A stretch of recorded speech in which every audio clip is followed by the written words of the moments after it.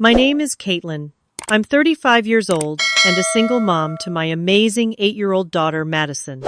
I never thought my brother's wedding would be the event that shattered our family facade. When Madison found that card, labeled Fake Daughter, where her name should have been, I watched her little world crumble before my eyes. The words my brother Eric said next cut deeper than any knife could. Well, it's true. She's not really family. Before I tell you what happened at my brother's wedding that changed everything, let me know where you're watching from, and hit that subscribe button. Trust me, what I did next will make you understand why family isn't always about blood. Growing up, I was always the rebel in our picture-perfect suburban Boston family. My parents had high expectations for both me and my younger brother Eric, but we responded to those expectations differently. I channeled my energy into ballet, becoming quite accomplished by my teenage years. Dance was my escape, my passion, my future. I was even accepted into a prestigious dance program in New York, much to the conflicted pride of my parents, who always wanted me to pursue something more practical. But life had other plans. At 19, during what should have been my breakthrough performance, I suffered a career-ending knee injury. 3 surgeries later, I had to accept that my dream of becoming a professional ballerina was over. My parents, especially my mother, barely concealed their relief. "Now you can go to college like a normal person," she said, not understanding how those words crushed whatever remained of my spirit. Eric, 3 years younger than me, was always the golden child. He did everything right, perfect grades. Business school at Harvard, married his college sweetheart Natalie, and joined a prestigious financial firm in Boston. My parents beamed with pride at his every accomplishment, making it abundantly clear who had chosen the right path in life. After my dance career ended, I moved to Chicago to start fresh. I earned a degree in graphic design, built a modest freelance business, and created a life I was proud of. But something was still missing. I always knew I wanted to be a mother, but at 26, after a series of medical examinations, I received devastating news due to complications from my dance injury and subsequent surgeries. I would never be able to carry a child. The day I learned about my infertility, I called my mother hoping for comfort. Instead, she sighed heavily and said, "This is what happens when you push your body too far with that dancing." No sympathy, no support, just another reminder of my perceived failures. A year later, against my family's wishes, I made the most important decision of my life. I adopted Madison, a beautiful 7-month-old baby girl with curious eyes and a smile that could light up the darkest room. The moment the social worker placed her in my arms, I knew she was mine. Not by blood, but by a bond, far more powerful choice and love. My parents were less than thrilled. "You're not even married," my mother complained during one of our increasingly rare phone calls. "How are you going to raise a child all by yourself? And an adopted baby. You don't know what kind of problems she might have." Madison was perfect in every way. As she grew, her personality blossomed. She was thoughtful and creative, with a talent for art that amazed her teachers. Her favorite color was purple, and she insisted on having purple somewhere in her outfit every single day. She loved reading, building elaborate worlds with her toys, and asking questions about everything. So many questions that sometimes I'd jokingly ask if she was preparing to write an encyclopedia. Our life together in our cozy 2-bedroom apartment in Chicago was simple but full of love. We had our morning routine breakfast together while I quizzed her on spelling words, then walking hand in hand to her school before I headed to my shared office space. Evenings were for homework art projects spread across our dining table and bedtime stories, where Madison would often help by adding her own twists to the plot. Being a single mom wasn't always easy. There were nights when I'd collapse into bed, exhausted from juggling client deadlines and parenting responsibilities. There were moments when I wished for a partner to share both the challenges and the joy. But whenever Madison wrapped her arms around my neck and whispered, "You're the best mom ever," I knew I had made the right choice. My relationship with my family grew increasingly distant. We exchanged obligatory holiday cards and had occasional stiff phone conversations. My parents visited only once after Madison's adoption, spending more time commenting on my cramped apartment than getting to know their granddaughter. Eric was too busy climbing the corporate ladder to maintain more than superficial contact. Madison knew she was adopted. I believed in honesty from the beginning, explaining in age-appropriate ways that she grew in another woman's tummy, but in my heart. We celebrated her family day, the anniversary of her adoption, each year with cupcakes and a special outing.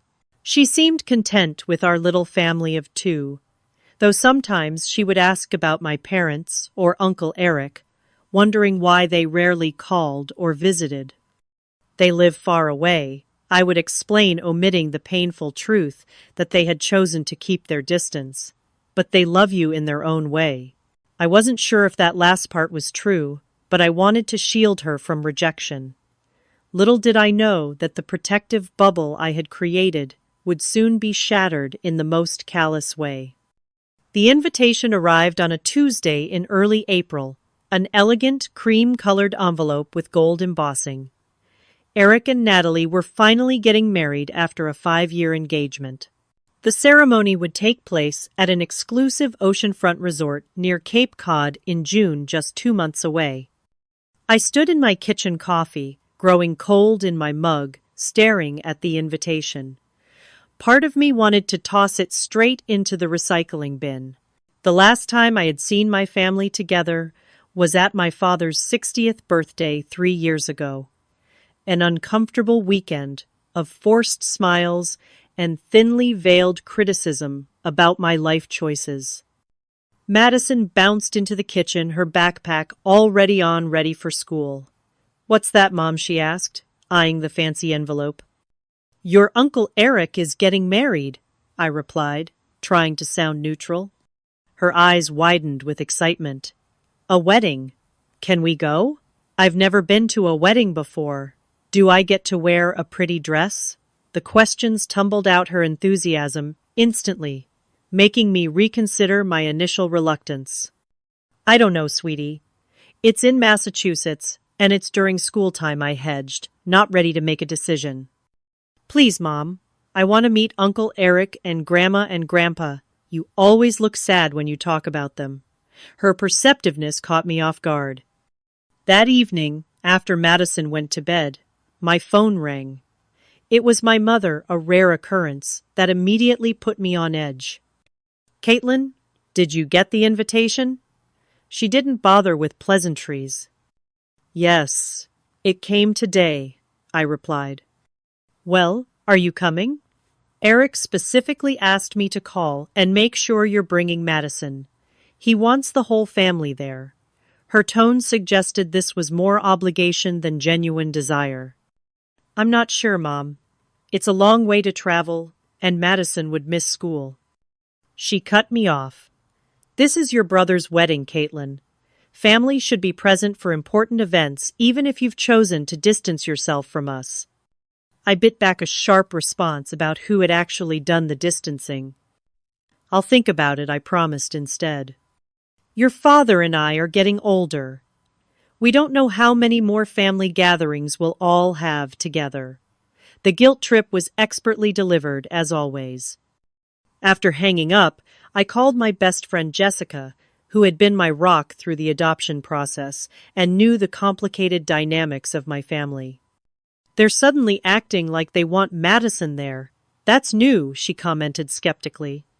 My mother made it sound like Eric specifically requested her presence.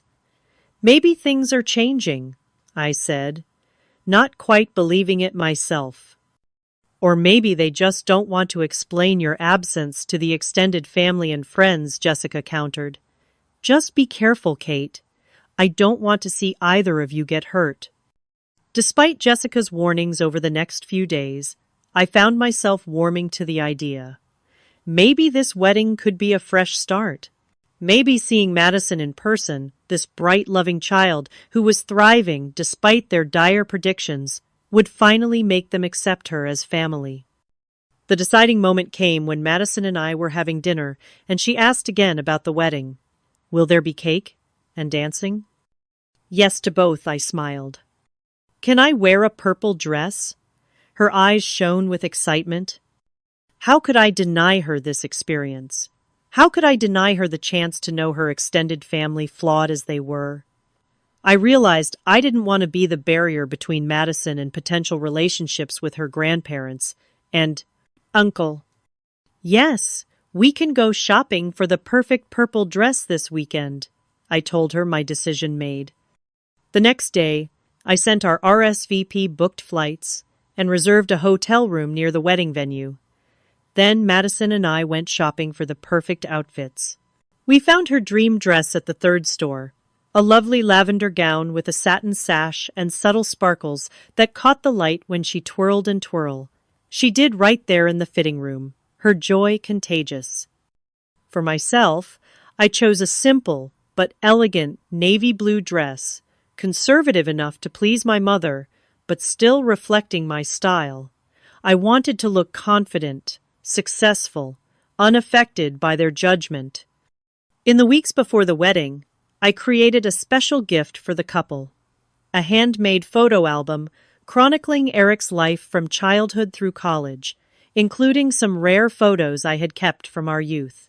It was both an olive branch and a reminder that despite everything we shared a history. The night before our flight to Boston, Jessica came over for dinner and to give Madison a small bracelet as a travel gift. Remember, she told me as she was leaving, you've built an amazing life here. Don't let them make you feel otherwise. On the plane, Madison could barely contain her excitement, chattering about meeting her grandparents and uncle properly for the first time in her memory. I smiled and engaged with her enthusiasm, all while mentally preparing myself for whatever lay ahead. I was doing this for her, I reminded myself. To give her a chance at a wider family circle, something every child deserves. As our plane descended toward Boston, I squeezed Madison's hand. Ready for an adventure, I asked. Ready, she beamed, blissfully unaware of the emotional minefield we were about to enter. We arrived at the beachfront hotel on Thursday afternoon, 2 days before the Saturday wedding. The resort was breathtaking, sprawling grounds, private beach access, and views of the Atlantic that made even the exhaustion of travel fade away. Madison pressed her face against the taxi window, taking in the luxury with wide eyes. "Is this where princesses stay?" she whispered, and I laughed momentarily, forgetting my anxiety. That feeling of lightness vanished the moment we entered the hotel lobby and saw my mother standing there perfectly coiffed in an expensive pantsuit, her posture rigid as she spotted us. "Caitlin," she said, air-kissing my cheek. Her gaze dropped to Madison, who was half hiding behind me. And Madison, my you've grown. The observation was clinical, devoid of the warmth one would expect from a grandmother. Madison, ever polite, stepped forward and extended her hand. "Nice to see you again, Grandma. I like your necklace." My mother seemed momentarily taken aback by Madison's poise. She absently touched the pearl necklace at her throat. "Thank you." It was my mother's. A flicker of something, perhaps genuine interest, crossed her face before she reverted to her practical demeanor. "Everyone's gathering for an early dinner in the private dining room at 6. Don't be late." After checking into our room and freshening up, Madison and I made our way to the restaurant. The private room was already filled with family members, some I hadn't seen in years. Eric stood at the center, with Natalie accepting congratulations and introducing her to distant relatives. My brother had aged well, looking every bit the successful finance executive in his tailored suit.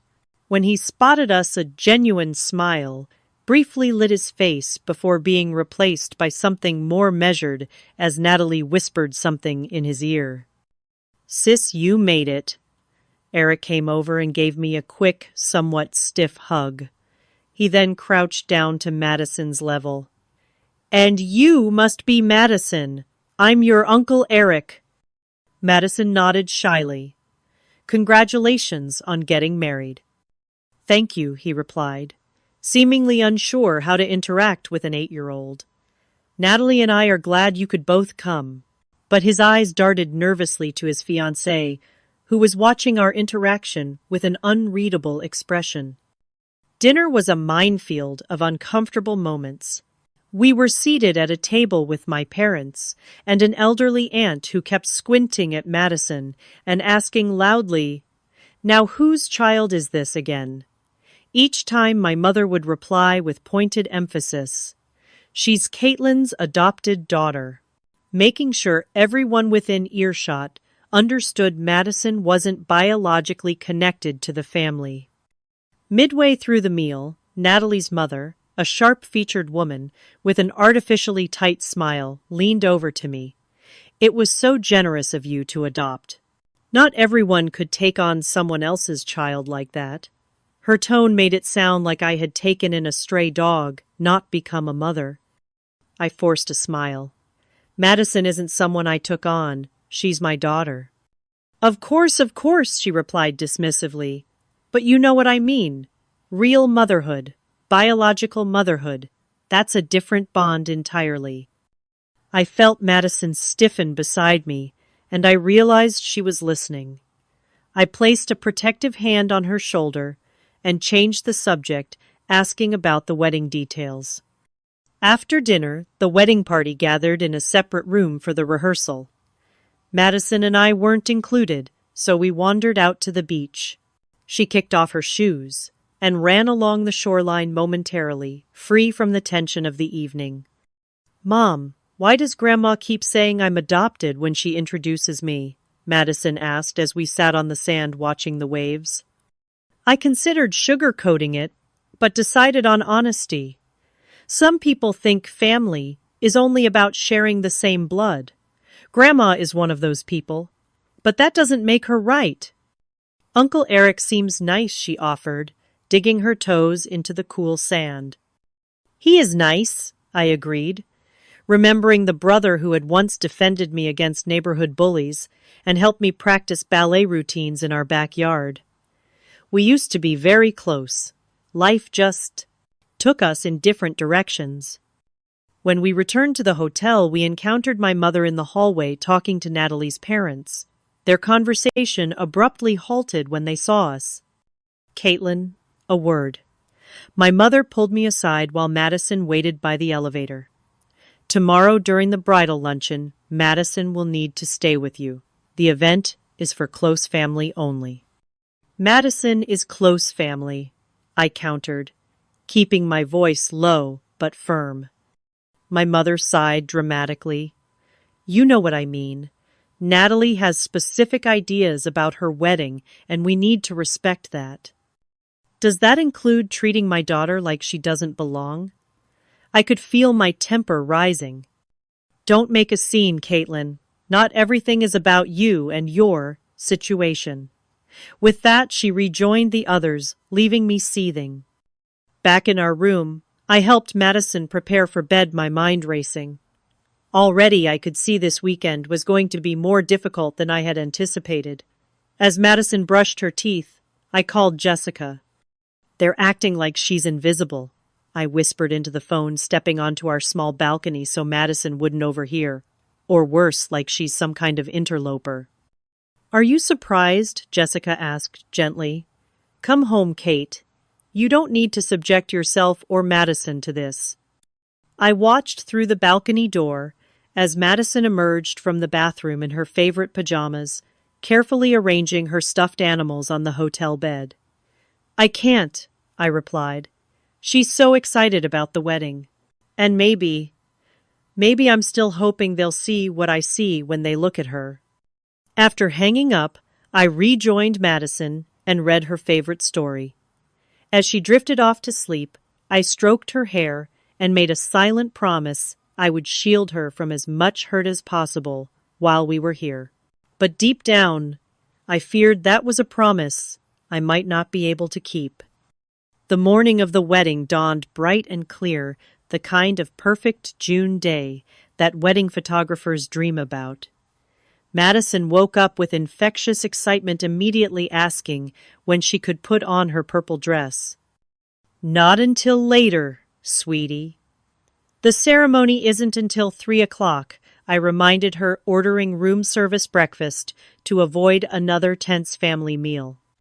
While we ate, Madison chattered about the day ahead. "Do you think there will be other kids at the wedding? What if they ask me to catch the flowers? Is that the bride or the kids I forget?" Her enthusiasm was both heartwarming and worrying. I didn't want her hopes for a magical day to be crushed by the reality of how some family members viewed her. But I kept my concerns hidden behind an encouraging smile, answering her questions and helping her style her hair in a special way for the occasion. At 1:30, Madison twirled in her lavender dress, admiring her reflection in the mirror. "Do I look like I belong in the family now?" she asked innocently. The question caught me off guard, revealing how much she had already internalized the subtle and not so subtle messages of exclusion. "You've always belonged in our family," I assured her, kneeling to her level. "No dress can make that more or less true." She nodded, but I could tell she wasn't entirely convinced. With one last check of our appearance, we headed down to the resort's garden where the ceremony would take place. The venue was stunning, white chairs arranged on manicured lawns overlooking the ocean, an elegant floral arch where Eric and Natalie would exchange vows, and delicate ribbons adorning the aisle. Guests were already taking their seats, many stopping to greet each other with the animated conversation of people reuniting after long absences. A few of my cousins waved to us, their expressions curious as they took in Madison.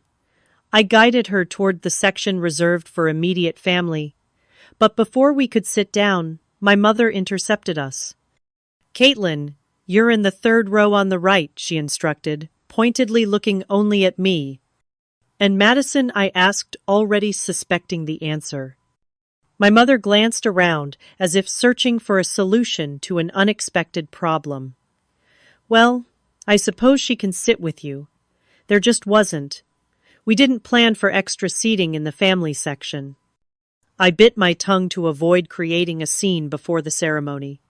"We'll find seats together," I said firmly, taking Madison's hand and moving toward the designated area. The ceremony itself was predictably perfect. Natalie was radiant in a designer gown. Eric looked handsome and genuinely happy, and their vows were tastefully personal without being overly sentimental. Madison watched with rapt attention, occasionally squeezing my hand during particularly romantic moments. As we moved from the garden to the reception ballroom afterward, I allowed myself to hope that perhaps the worst of the awkwardness was behind us. The setting was magnificent crystal chandeliers tables, adorned with elaborate floral centerpieces and floor-to-ceiling windows, showcasing the ocean view. A string quartet played softly as guests found their assigned tables. Madison skipped ahead of me, eager to find our place cards. "I bet we're at a table right up front," she said confidently. "Since Uncle Eric is your brother." I followed more cautiously, scanning the elegantly arranged escort cards for our names. Madison reached the table first, her small fingers sorting through the cards with careful determination.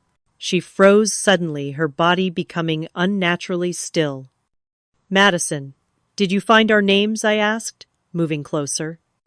She turned to me, confusion and hurt clouding her eyes, holding up a card that made my blood run cold. Where her name should have been, someone had written "fake daughter" in the same elegant calligraphy as all the other place cards. Mom. Her voice trembled. What does this mean? Before I could respond, she read it aloud, her voice carrying in the momentary lull of conversation around us. Fake daughter. Several nearby guests turned to look, expressions ranging from shock to uncomfortable curiosity. In that horrible moment, Eric appeared beside us, Natalie trailing behind him with a concerned expression. What's going on? He asked, clearly annoyed at the disruption. Wordlessly, I handed him the card. His face flushed, but instead of the outrage or apology I expected, he shifted uncomfortably and muttered, "It's probably just someone's idea of a joke." A joke, I repeated, keeping my voice low but intense. Making my daughter feel like she doesn't belong is funny to you. Look, Caitlin, it's not that big a deal. Everyone knows she's not. Not what Eric, I challenged, acutely aware of Madison's presence and the growing audience of onlookers. He glanced at Natalie, who was anxiously scanning the room, as if measuring the social damage. Well, it's true, he finally said, the words falling between us like stones. She's not really family. Madison's sharp intake of breath cut through me like a knife. I watched her face crumple, the excitement and hope of the day draining away as tears welled in her eyes. Natalie stepped forward, attempting damage control. I'm sure it was just some of my cousins being stupid. They have a weird sense of humor. We'll find your correct place card. But the damage was done. Madison was already backing away from the table, bumping into guests as tears began streaming down her face. I moved to follow her, but not before facing my brother. She has a name, I said, my voice low and dangerous. Her name is Madison, and she is more family to me than any of you have been in years. I found Madison hiding in a bathroom stall, her small shoulders shaking with silent sobs. I knelt beside her, pulling her into my arms, my own tears mingling with hers. Why don't they like me? She whispered against my shoulder. What did I do wrong? Nothing, I assured her fiercely. You did absolutely nothing wrong. Some people just have very small hearts. As I held her, a cold clarity settled over me. I had spent years hoping my family would change, would open their hearts to the amazing child who had transformed my life. I had been willing to endure their judgment of me, but I would not, could not, allow them to wound Madison's spirit with their narrow definition of family. I wiped her tears gently with a tissue. Do you want to leave? We can go right now, head back to Chicago tonight. She hiccuped, considering the option, then surprised me with her response. No, I want to stay. Are you sure, sweetie? We don't have to. Madison straightened her shoulders. A determination I recognized. It was the same stubborn resolve I'd shown throughout my life when facing obstacles. I want them to see that I'm not going to run away. You always tell me that when people are mean, standing tall shows you're stronger than they are. Pride swelled in my chest, momentarily displacing the anger and hurt. My daughter was teaching me about courage in the face of rejection. I nodded, helping her fix her slightly smudged makeup and straighten her purple dress. Then that's exactly what we'll do. We'll stand tall together. Hand in hand, we walked back into the reception, ready to face whatever came next, not as victims, but as warriors protecting something precious, our dignity and our truth. We returned to the reception with heads held high, though Madison's hand trembled slightly in mine. The place card table was now surrounded by members of the wedding party, heads bent together in urgent conversation. My mother stood to one side, her face a mask of controlled distress as she spotted us approaching. Before anyone could speak, I picked up a pen from the table and took one of the blank spare cards. In clear, bold letters, I wrote "Real Daughter" and placed it exactly where the offensive card had been. Mom Madison whispered, a mixture of awe and anxiety in her voice. I squeezed her hand reassuringly. It's okay. Sometimes we need to correct people's mistakes. My mother stepped forward, her voice low and tense. Caitlin, please don't make this more difficult than it needs to be. The coordinator is arranging new seating. Just take Madison and— No, I cut her off. I need to speak with Eric and Natalie, now. Perhaps it was the unfamiliar steel in my voice, but my mother actually backed down, gesturing toward a small anteroom off the main reception hall. They're in there trying to sort this mess out. I knelt to Madison's level. I need to talk to Uncle Eric and Aunt Natalie alone for a few minutes. Can you wait with Grandma? Madison looked uncertainly at my mother, who made a visible effort to soften her expression. I can show you the cake display, she offered stiffly. After making sure Madison was settled, I entered the anteroom to find Eric and Natalie in tense discussion with the wedding planner and Natalie's parents. Everyone out, except the bride and groom, I announced, surprising even myself with my assertiveness. The wedding planner looked to Natalie for confirmation, then ushered the others out, leaving just the three of us. Once the door closed, I faced my brother directly. What happened out there was unacceptable. Eric ran a hand through his carefully styled hair. Look, it was just a stupid prank. Probably one of Natalie's cousins who had too much champagne before the reception. We're dealing with it. Dealing with it, I repeated, by dismissing it as a joke, by confirming to my 8-year-old daughter that she's not really family. That's not what I meant, he backpedaled, shooting a desperate look at Natalie. Then what did you mean, Eric? Please explain to me exactly what you meant when you said it's true in response to someone calling my daughter fake. Natalie stepped between us, her wedding dress rustling. Caitlin, please. This is our wedding day. We've spent a year planning this. And I've spent 8 years raising a child who deserves basic human respect, I countered. A child who was excited to meet her extended family, who spent weeks picking out the perfect dress to impress all of you. Eric's facade finally cracked. What do you want me to say? That I went along with it because I was afraid of rocking the boat, that Natalie's family has certain traditional views about what makes a real family, that I've been caught in the middle trying to keep everyone happy. I want you to say that you're sorry, I replied. Not to me, but to Madison. And I want you to mean it. Eric looked at Natalie, who nodded almost imperceptibly. I'll apologize to her, he conceded. It was wrong what happened, and what I said. And then what I pressed. We go back out there and pretend everything's fine, while your in-laws and our parents continue to treat Madison like she's somehow less worthy of belonging. Eric's shoulders slumped. What do you expect me to do, Caitlin? Stand up at my own wedding reception and lecture everyone about family values? His words sparked something in me, a realization that perhaps that was exactly what needed to happen. Not from Eric, who had clearly chosen his path, but from me. No, I said, a plan forming rapidly in my mind. I don't expect you to do that, but I will. I left them staring after me in confusion, and returned to the main hall, where guests were now taking their seats at elaborately decorated tables. I found Madison with my mother near the cake display, her expression cautious but calmer. Everything okay? She asked as I approached.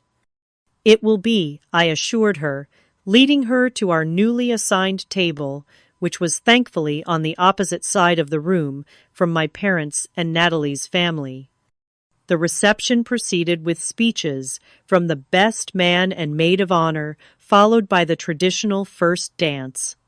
I watched it all with a strange sense of detachment, my mind focused on what I knew I had to do.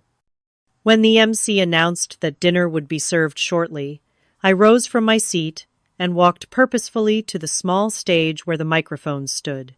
The wedding coordinator moved to intercept me, but I was faster reaching the microphone before anyone could stop me. Good evening, everyone. I began, my voice steady despite my racing heart. For those who don't know me, I'm Caitlin, Eric's sister. A murmur of confusion rippled through the crowd.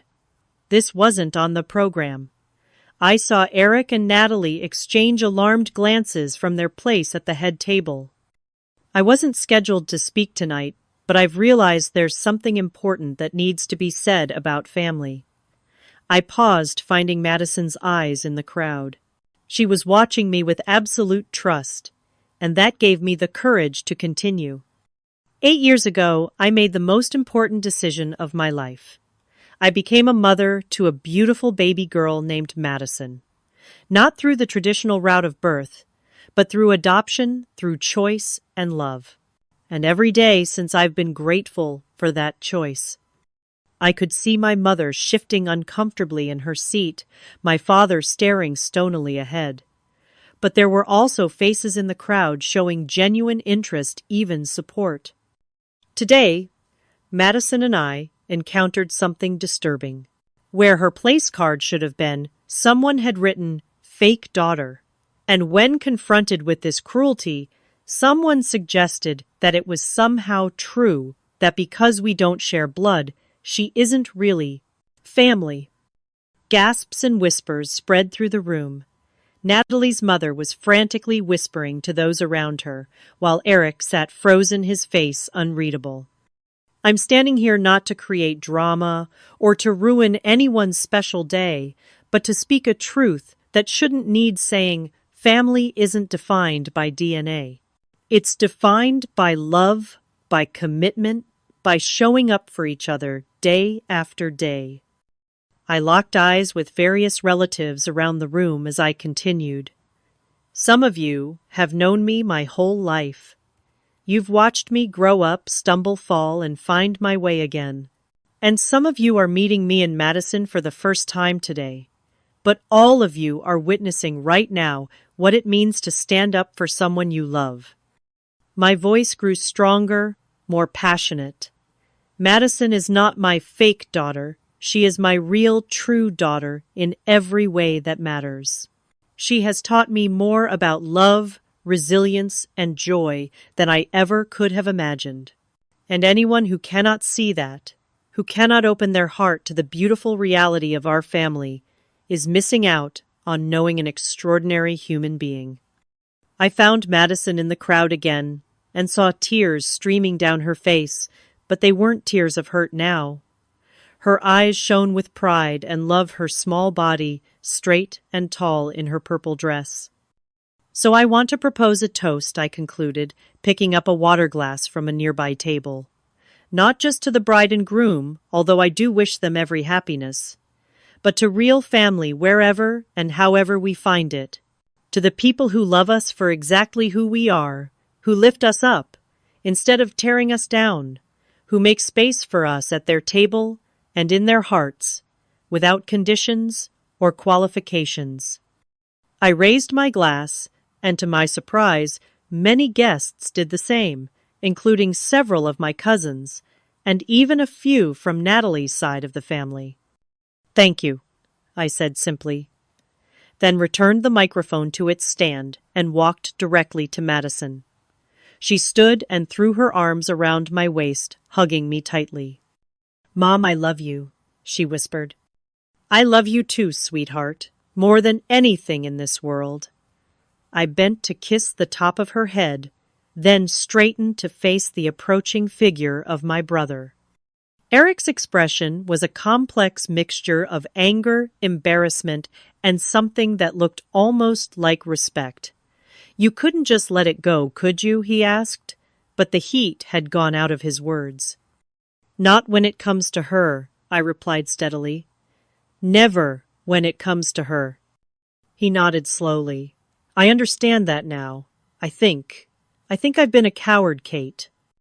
Before I could respond, he turned to Madison and crouched to her level much as he had when we first arrived. "Madison, I'm very sorry about what happened earlier and about what I said. It was wrong and you deserved better from your uncle. Madison studied him for a long moment, her gaze direct, and evaluating in a way that was far beyond her years. Why did you say it if you didn't mean it? She asked simply. Eric winced at the directness of her question. Sometimes grown-ups say things to please other people even when they know better. It's not right, and it's not an excuse. He glanced up at me briefly before continuing. Your mom is braver than I am. She always has been. Madison considered this, then offered him a tentative smile.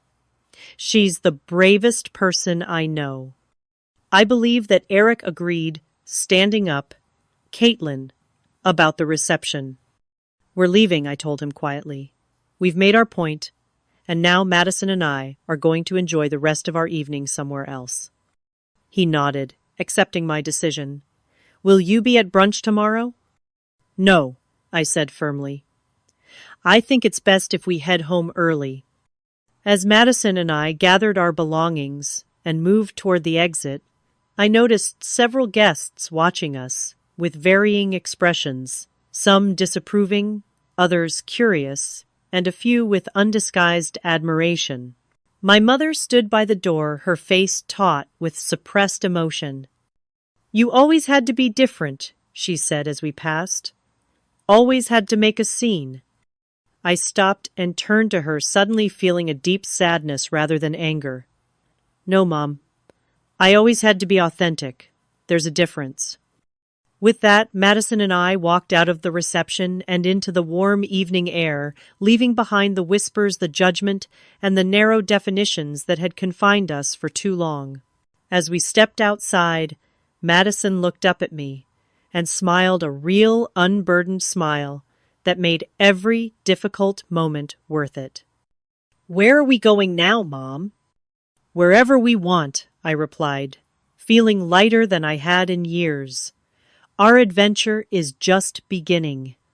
Instead of returning to the hotel where the rest of the wedding party was staying, I called a rideshare and took Madison to a small bed and breakfast I had spotted in the nearby town. The quaint yellow cottage with its wraparound porch couldn't have been more different from the sleek luxury of the resort. It looks like a dollhouse, Madison commented as we checked in, her spirit already rebounding with the resilience that never ceased to amaze me. The elderly woman who owned the place showed us to a cozy room with twin beds covered in handmade quilts. There's fresh cookies in the dining room if you're hungry, she told Madison with a wink. Wedding party get too wild for you folks.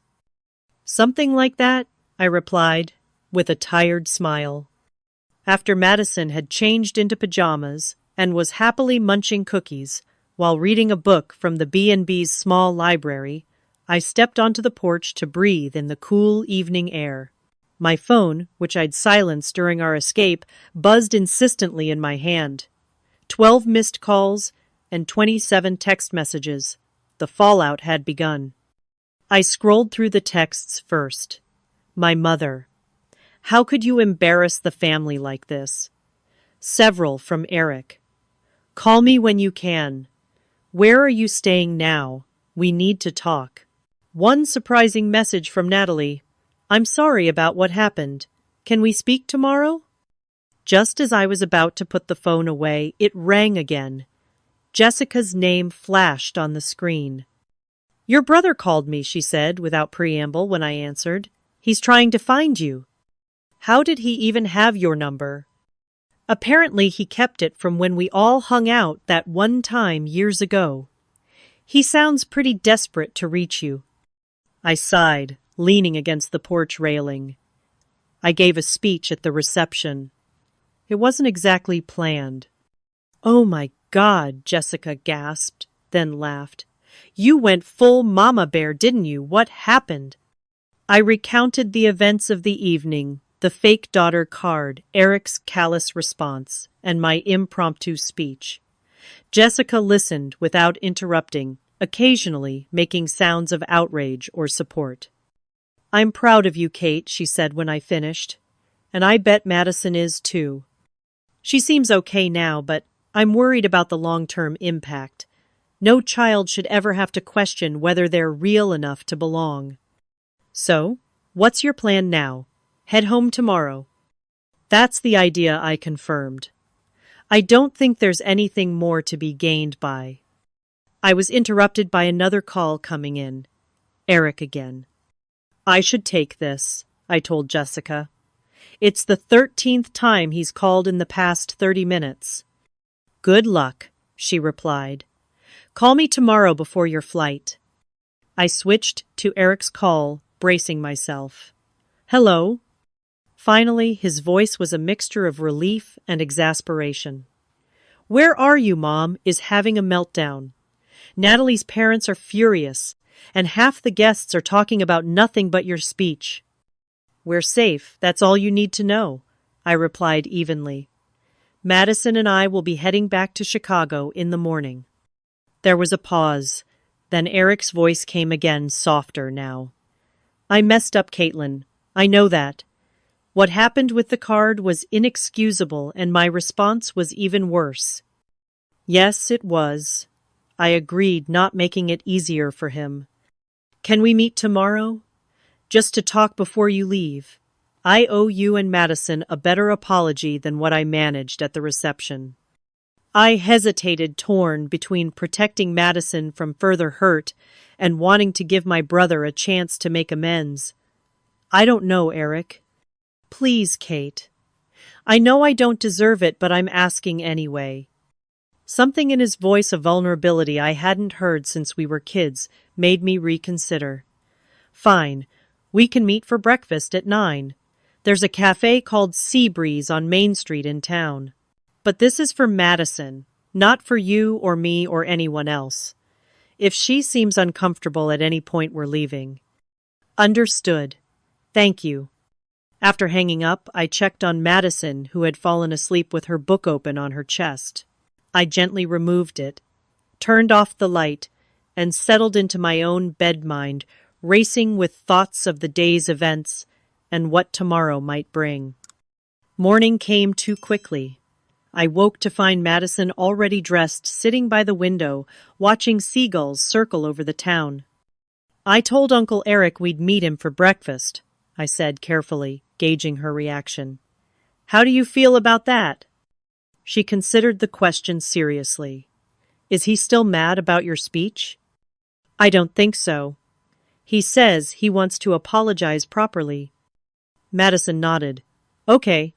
Can I have pancakes at breakfast? Her simple acceptance of the situation humbled me. While I'd spent the night analyzing and worrying, she had already moved into forgiveness and practicality, focused on pancakes rather than grudges. At the cafe, Eric was already waiting at an outside table, looking tired and slightly rumpled in casual clothes rather than his wedding finery. He stood, when he saw us, a tentative smile on his face. Thank you for coming, he said, pulling out chairs for both of us. I wasn't sure you would. Madison climbed onto her seat and immediately grabbed a menu. I want blueberry pancakes, she announced, apparently deciding that food took precedence over awkward adult conversations. Excellent choice, Eric replied, visibly relaxing at her straightforward manner. I hear they make the best ones in town here. After we ordered, Eric took a deep breath and addressed Madison directly. I want to apologize again for what happened yesterday. The card was cruel, and what I said afterward was even worse. You are absolutely part of our family, and I should have stood up for you right away. Madison studied him over her orange juice. Why didn't you? Eric glanced at me, then back to Madison. That's a good question. I guess I was scared of disappointing certain people. Natalie's family is very traditional, and they were paying for most of the wedding. He rubbed the back of his neck, looking ashamed. But that's no excuse. I was wrong, and I hurt you, and I'm truly sorry. Mom says everyone makes mistakes, Madison replied solemnly. She says what matters is how you fix them. Eric smiled at her wisdom. Your mom is pretty smart, he turned to me. Natalie wanted to come today too, but she thought it might be easier if it was just me. She feels terrible about what happened. It wasn't her fault, I conceded, unless she was the one who wrote the card. God, no, Eric looked horrified. It was her cousin Daniel's son, a teenager, who thought he was being funny. Natalie's parents reamed him out after you left, and he's been assigned to write you both a formal letter of apology. Our food arrived temporarily, pausing the conversation. As Madison happily dug into her pancakes, I studied my brother. He seemed genuinely contrite, more like the Eric I remembered from childhood than the polished professional who had been keeping me at arm's length for years. "What changed, Eric?" I asked quietly. "After I left last night, what happened?" He set down his fork. "Your speech happened. And then Natalie happened, actually. After you left, she pulled me aside and told me she was ashamed, not of you, but of how her family had behaved, and of how I hadn't stood up for my niece." He smiled ruefully. "She said if we ever have children, she hopes I'll defend them with half the passion you showed for Madison." I was surprised. I thought she was part of the problem. Eric shook his head. She was caught in the middle, trying to keep her parents happy, while also feeling uncomfortable with how things were unfolding. But your speech changed something for her. For a lot of people, actually. Madison, who had been quietly listening while demolishing her pancakes, piped up. "Did they still have cake after we left?" Eric laughed, the tension breaking. "Yes, they did. And dancing. Your mom missed seeing me try to do the chicken dance." "You're terrible at dancing," I remembered a smile tugging at my lips. "Still am," he confirmed. "Some things never change." As breakfast continued, the conversation flowed more easily. Eric asked Madison about school, her hobbies, her friends back in Chicago. She gradually opened up, describing her art projects and the book series she was currently obsessed with. I watched them interact with a mixture of caution and hope. When it was time to leave, Eric walked us to our waiting taxi. "I hope this isn't goodbye for another 3 years," he said, his expression serious. "I'd like to be a real uncle to Madison, if you'll let me." I thought about all the years of distance, the missed opportunities for connection. "It's going to take time, Eric. Trust needs to be rebuilt." "I understand. I'm willing to put in the work." Before I could respond, my phone rang again. It was my mother. I declined the call, but moments later Eric's phone began ringing. He glanced at the screen and grimaced. "They haven't stopped calling since last night," he admitted. "Mom and Dad, Natalie's parents, various relatives, all wanting to know if I've talked sense into you yet." I tensed. "And have you?" "No," he said firmly. "I've been telling them that I'm the one who needed sense talked into me." He crouched down to Madison's level. "Your mom stood up for what's right yesterday. It's a lesson I won't forget." Madison, in her 8-year-old wisdom, patted his shoulder reassuringly. "It's okay, Uncle Eric. Mom says learning is what makes us grow." Eric's eyes glistened suspiciously as he stood. "She's right about that, too." He helped us load our bags into the taxi. "Safe travels, and Caitlin. Thank you for giving me a second chance." As our taxi pulled away, Madison waved until Eric was just a distant figure on the sidewalk. "I think I like having an uncle," she decided. "Even after everything that happened." She nodded with the certainty only children possess. "He said sorry, and he meant it. And he asked questions about me and remembered the answers. That's what real family does right." Out of the mouths of babes, I thought, marveling at her capacity for forgiveness and her intuitive understanding of what truly constituted family bonds. At the airport, my phone continued to buzz with messages and calls, some hostile, some conciliatory, some from relatives I hadn't spoken to in years, expressing support for my stand. I answered none of them, focusing, instead, on getting us home to Chicago, back to our comfortable routine and the life we had built together. It wasn't until we were finally on the plane, Madison already absorbed in a movie on the seatback screen, that I allowed myself to truly process everything that had happened. I had gone to the wedding hoping for reconciliation, for Madison to be embraced by my family. Instead, I had found the strength to define family on our own terms, to demand the respect we deserved, rather than accept the scraps of acknowledgement offered. As the plane rose above the clouds, I felt a similar lifting in my spirit. For the first time since adopting Madison, I no longer carried the weight of seeking my parents' approval or trying to fit into their narrow definition of family. We were flying home, not defeated but liberated, ready to move forward with those who truly valued us and without the burden of those who didn't. Madison fell asleep against my shoulder, somewhere over Pennsylvania, her face peaceful in slumber. I brushed a strand of hair from her forehead, overwhelmed with love for this child who had taught me so much about courage, authenticity, and the true meaning of family. The fallout from the wedding would continue for weeks. I knew that. But whatever came next, we would face it together, stronger for having stood our ground, clearer about who deserved a place in our lives, and uncompromising in our knowledge that our mother-daughter bond was as real and valid as any other. 6 months after the wedding incident, Madison and I were decorating our apartment for the holidays, hanging colorful lights around the windows while Christmas music played softly in the background. So much had changed in that short time, yet the core of our life, our bond as mother and daughter, remained steadfast and strong. "Mom, can we hang the purple ornaments on this side?" Madison asked carefully, arranging glass baubles on our modest tree. "Of course, sweetheart. Your artistic eye is better than mine anyway." I smiled, watching her meticulously place each ornament with the seriousness of a museum curator. The aftermath of the wedding had been both challenging and surprisingly healing. As expected, my parents had reacted with anger and disapproval to my speech and early departure.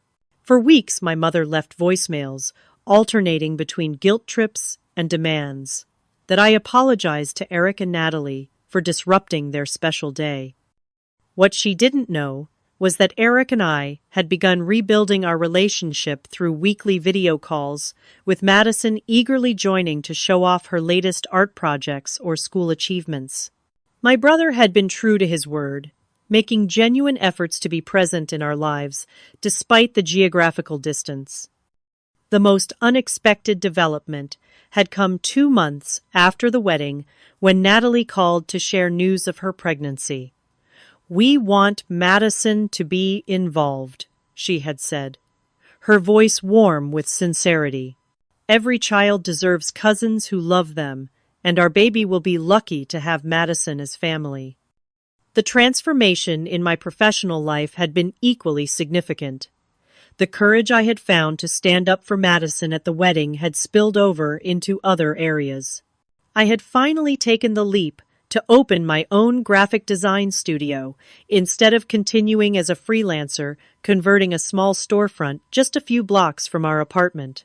Business was steadily growing, allowing me to be more selective about clients and projects while maintaining a schedule that prioritized Madison.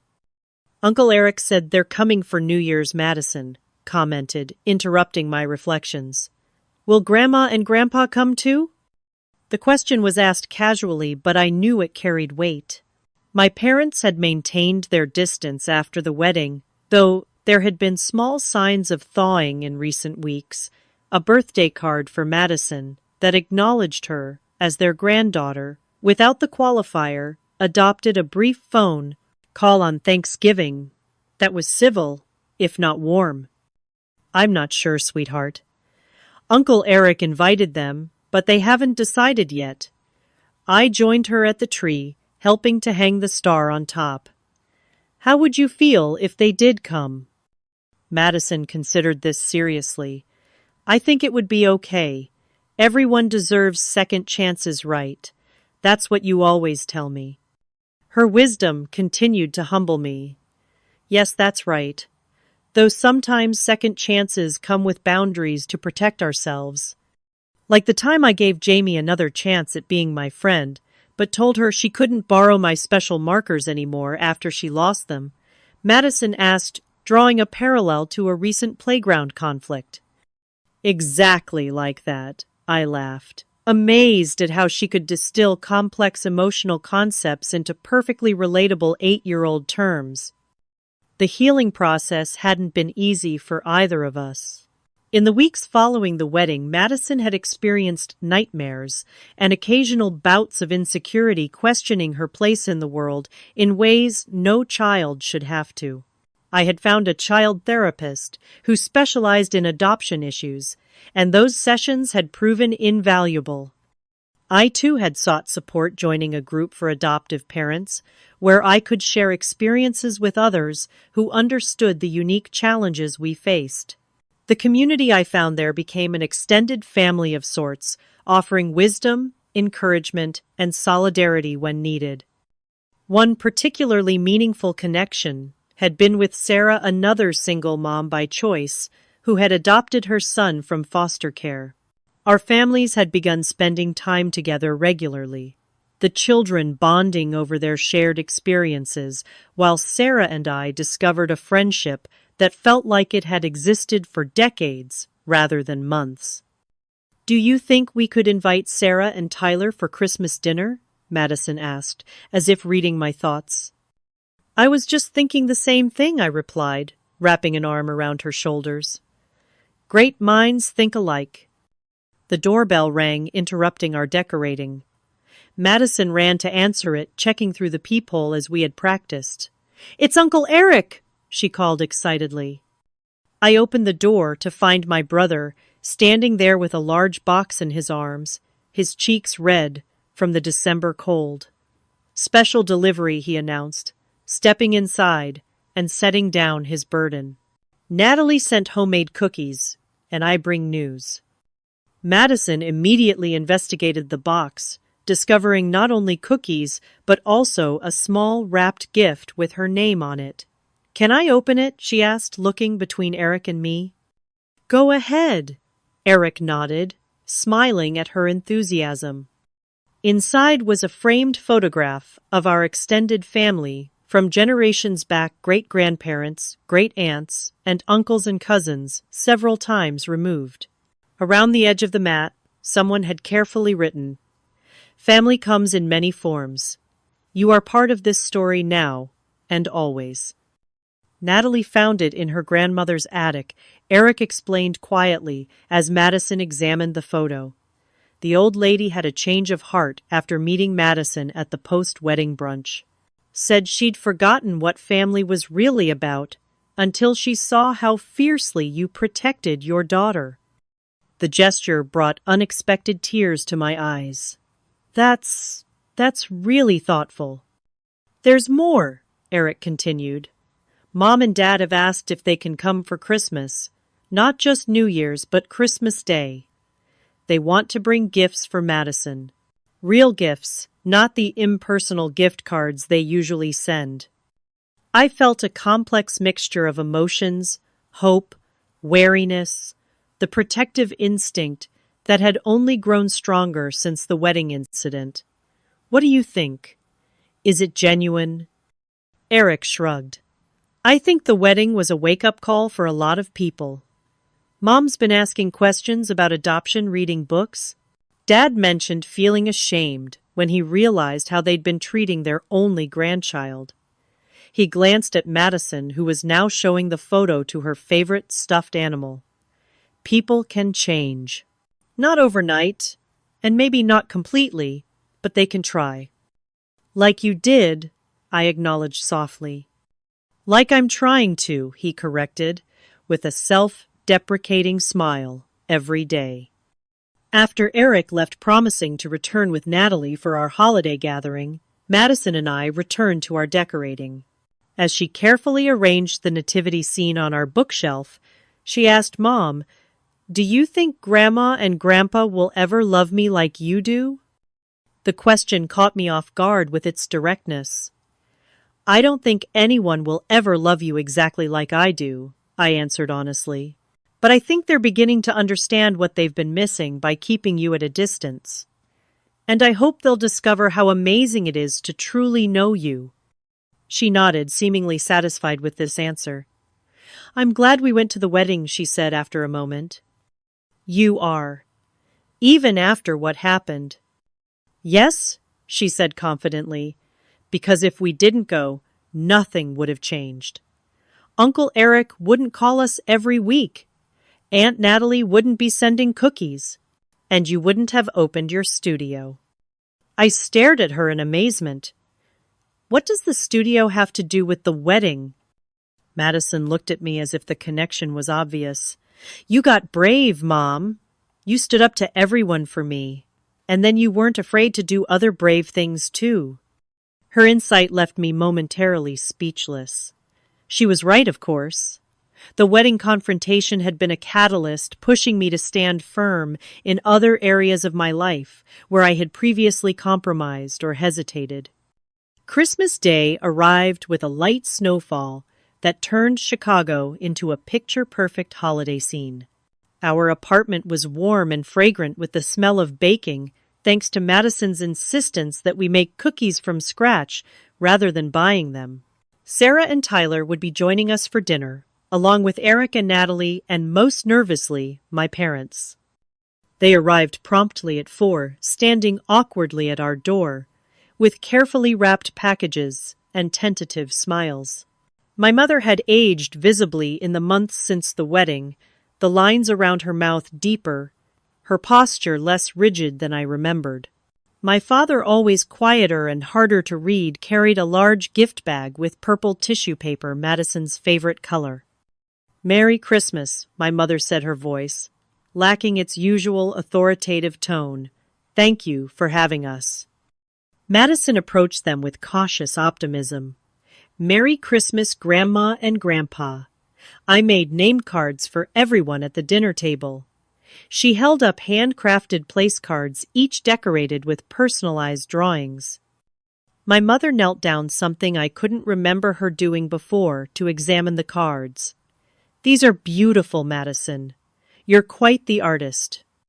Mom says I get my creativity from her side of the family, Madison replied. Did you like art when you were my age? A flicker of surprise crossed my mother's face, followed by something softer. I did, actually. I used to draw all the time, though my parents didn't much encourage it. This small revelation that my mother had once been a creative child whose talents went unsupported explained so much about her relationship with me and my artistic pursuits. It was a tiny window into a person I had never fully understood. The evening unfolded with less tension than I had anticipated. Eric and Natalie arrived with more gifts and sonogram pictures of their unborn child. Sarah and Tyler brought warmth and easy conversation, having no history or baggage with my family. Madison moved between the adults with growing confidence, sharing stories, and showing off her room with its walls covered in artwork. After dinner, as everyone gathered in the living room for dessert, my father quietly handed Madison a wrapped package. This is something special, he said, his voice gruff with emotion. Your grandmother and I wanted you to have it. Madison carefully unwrapped the gift to reveal a leather-bound photo album. On the cover, embossed in gold, were the words, Our Real Granddaughter. She opened it to find photographs I had never seen before.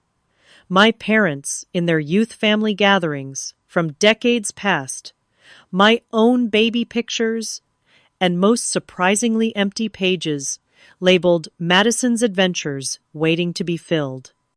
We've missed too much already, my father said, meeting my gaze with regret in his eyes. We'd like to be part of her life, your lives moving forward, if you'll allow it. It wasn't a dramatic reconciliation with tearful embraces and all hurts instantly healed. Real life rarely works that way. Instead, it was a quiet beginning, a tentative step toward a new kind of relationship built on honesty, respect, and the recognition that family bonds must be earned rather than assumed. Later that night, after all our guests had departed and Madison was getting ready for bed, she handed me a small package wrapped in newspaper comics and secured with an abundance of tape. "I made this for you," she said, watching expectantly, as I carefully unwrapped it. Inside was a handmade card, the front covered, with a drawing of two figures, one tall, one small, standing together beneath a bright Sunday. Inside, in her careful printing, she had written, "To my real mom, thank you for always fighting for me." I pulled her into a hug, my heart so full it seemed impossible to contain. "Thank you for teaching me what's worth fighting for," I whispered against her hair. As Madison drifted off to sleep that night, I reflected on the journey we had traveled since that fateful wedding day. The path had been painful at times, the confrontations difficult, the realizations uncomfortable. But through it all, we had emerged stronger, more confident in our identities and in our definition of family. I had learned that standing up for what matters isn't a single moment of courage, but a daily practice. That forgiveness doesn't mean forgetting, but rather choosing to move forward with clearer boundaries and expectations. That family isn't a static concept defined by others, but a living, evolving connection that we actively create and nurture. And Madison had learned perhaps the most important lesson of all, that her worth wasn't determined by others' acceptance, that she didn't need to earn her place in the world or apologize for who she was. She had watched her mother refuse to accept anything less than respect and dignity for them both, and in doing so had absorbed a powerful truth that would serve her throughout her life. Sometimes the family you fight for becomes the family you truly deserve. And in that fight, I didn't just teach my daughter her worth, she taught me mine. If you've ever had to stand up for someone you love against family pressure, I'd love to hear your story in the comments. How did you find the courage to speak your truth? Remember to like this video if Madison and my journey resonated with you. Subscribe for more real-life stories, and share with someone who might need to hear that family is about love, not labels. Thank you for being part of our extended family here, and may you always know your true worth.